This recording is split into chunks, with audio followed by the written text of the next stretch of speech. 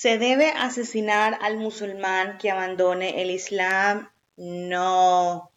Hay una serie de, pues, o no una serie, hay un relato histórico relacionado con este tema de donde se agarran las personas para decir que esto es válido. Esto aplicaba en cuestiones de espionaje. Aplica inclusive hoy en día en cuestiones de espionaje. O sea, hay países que cuando identifican a una persona que está haciendo espionaje para otro gobierno, esa persona puede inclusive en algunos países pagar con pena de muerte. ¿Vale? Esto era lo que pasaba en esa época. Una persona que abandone el Islam, porque se considera que cuando una persona hace espionaje en contra de los musulmanes, no es un musulmán. ¿Ok? Obvio, pues puede llamarse a sí mismo musulmán, pero obviamente es un encubierto, ¿no? Entonces, ojo, mucho ojo con esto.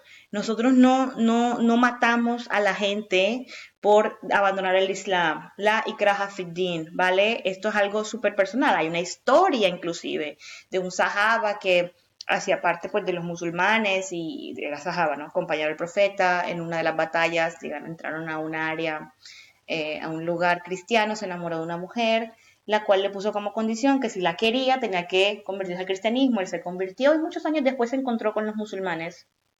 ¿Cómo has estado? ¿Cómo te ha ido? Le dijeron, bueno, vuélvete a Medina, no sé qué. Él pues no quiso volver y siguió su vida como cristiano, nadie lo mató, nadie sacó un cuchillo, nadie lo asesinó. Alguien dirá, no, pero era porque estaba en el país de los cristianos. No, es porque no hay compulsión en la religión. Así de sencillo.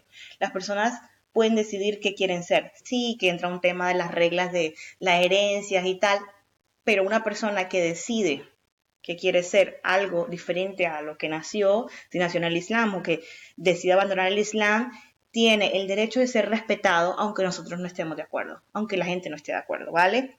Segundo de este video, se debe aplicar las penas capitales prescritas en el Corán al pie de la letra, como por ejemplo cortar la mano, cortar el pie los latigazos. No, porque eso eran penas que, por ejemplo, inclusive el tema del adulterio, que era castigado con el apedreamiento, eso era algo que era común en esa época, no solo en el Islam, sino era como la regla, como es decir, están las cárceles, la cadena perpetua, en una época se utilizaba la silla eléctrica. O sea, cada época tiene como unos sistemas capitales que aplican de forma similar o son universales en cada contexto. Entonces hay que ir al contexto histórico. Aquí nadie tiene que sacar ahora cuchillos para cortar manos. Existen las cárceles, existen otros métodos. No estoy diciendo que un método sea mejor que el otro, menos efectivo, más efectivo. Ese no es el punto. El punto es que esas son reglas que fueron descendidas por el contexto histórico de ese momento. ¿Sí? Y eso los sabios lo entienden, los sabios tienen que entender, lo entienden. Las personas somos las que nos llenamos de mitos falsos. Entienden que hay cosas en el Corán que son perpetuas para toda la vida, hasta el día del juicio, y hay cosas que van de la mano con el contexto histórico. Por eso es que el contexto histórico para entender el Corán es supremamente importante.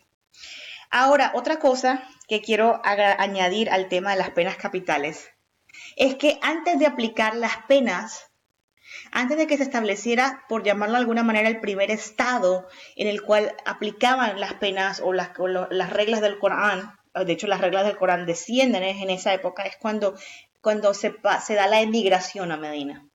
Los primeros 13 años fue un dawa diferente, fue una revelación diferente, fue una revelación de llamar a la gente a Dios. Entonces los sabios dicen hoy en día que inclusive aplicar ciertas penas, aunque estén adaptadas a las formas de castigo de hoy en día, no son factibles, porque la sociedad no está en el nivel ni siquiera, o está en el nivel de Meca, por llamarlo de alguna manera, o ni siquiera eso, o sea que hay que hacer dawa primero.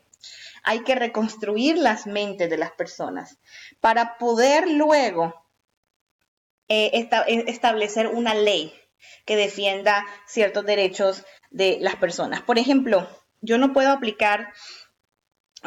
como país aplicar una ley de castigos tan severo al robo cuando no hay una campaña previa de educación y de concientización de la santidad de la propiedad ajena. Entonces, estas eran reglas que aplicaban cuando ya nadie robaba. Esto eran reglas que aplicaban cuando la gente tenía tanta conciencia de Dios que era incapaz de hacer un acto que fuese en contra de los derechos de otro, ¿no? Entonces, eso es importante. Tiene que haber un proceso de concientización previo a la aplicación de una ley y los sabios lo saben. Por eso es que hoy hablamos ignorantemente, ay, es que no hay un país islámico porque no hay un país que corte cabezas y no hay un país que corte manos. Ignorancia. Hoy no se cortan cabezas, hoy no se cortan manos, eso fue en una época, hoy aplican otras leyes y tampoco necesariamente pueden aplicar porque hay que pasar, como digo y repito, por un proceso de da'wah de los mismos musulmanes, llevarlos a un punto de comprensión, por lo menos de forma comunitaria, para que estas reglas adaptadas al siglo XXI puedan tener una entrada en las leyes de un país. ¿Se debe abandonar las amistades del sexo opuesto al aceptar el Islam? No. Se establecen tal vez algunos límites, pero vuelvo y repito, que esos límites, por favor, surjan del interior, no del exterior, no del viaje, ¿no? Yo lo llamo el viaje de hoy soy la mejor musulmana, hoy soy la más practicante, hoy me levanté, hice tauba toda la noche, entonces le mando un mensaje de texto a todos mis amigos y les digo que de hoy en adelante no seré más su amiga, que están bloqueados de mi vida porque yo soy una mujer purísima. A la semana siguiente estoy aburrida, se me baja el nivel del viaje y entonces me siento que quedé mal y quedo mal y vuelvo y entablo mis amistades, vuelvo y agrego a todo el mundo, vuelvo y lo desbloqueo un año después porque me acuerdo de lo chistoso que era esta persona. Por favor, se establecen límites porque yo como persona empiezo a tener un cambio interno. Entonces ya, por ejemplo, no estoy interesada en ciertas actividades que de pronto podía compartir con mis relaciones. Pero si yo puedo mantener amistades sanas, inclusive con personas del sexo opuesto, no tiene nada de malo, porque nosotros vinimos de una sociedad diferente. Ahora, es que también nos queremos arabizar, nos queremos, ¿no?, pakistanizar, nos queremos iranizar, en sociedades de pronto donde no es común que un hombre y una mujer entablen relaciones de amistades. Eso es algo que pasa mucho, por ejemplo, en esta parte del mundo. En el Golfo, yo me doy cuenta que los hombres y las mujeres no saben relacionarse a un nivel de amistad con personas del sexo opuesto. No están acostumbradas. Todo el colegio fue de niñas, en la universidad, inclusive aunque hay universidades mixtas, muchas familias tradicionales prefieren mandar a sus hijos, tanto hombres como mujeres, a universidades segregadas y creen en ese tipo de educación y eso está bien, perfecto, eso es supremamente respetable. Y lo que sucede es que usualmente estas mujeres y estos hombres, tanto los hombres como las mujeres, no saben interactuar fuera de un contexto, digamos, laboral, porque si ven que trabajan laboralmente, trabajan bien y todo, pero no entablan amistad, ¿no? Como que, ay, ¿qué más? ¿Qué me cuentas? WhatsApp, ¿todo bien? No, vamos a comer en grupo, eso no se ve en esta sociedad. Se está empezando a ver ahora en las nuevas generaciones, pero no está muy bien visto. Ahora, ya en temas, bueno, si estudian en universidades mixtas, si trabajan en ambientes mixtos, pues todo bien, ¿no? Se manejan unas relaciones muy cordiales, ¿no? Muy a la raya, pero no pasa a menudo que pase a un tema de amistad. Ahora alguien dirá, no, pero sí, hay mujeres que tienen novios, hay hombres que tienen novias, sí, pero todo por debajo de cuerda. En realidad, socialmente esas cosas no son aceptadas.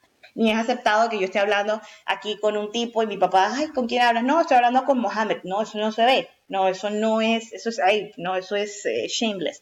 Pero no pasa lo mismo en nuestro ambiente latinoamericano. Entonces realmente no tenemos por qué abandonar nuestras amistades simplemente porque nos convertimos al Islam. ¿Ok?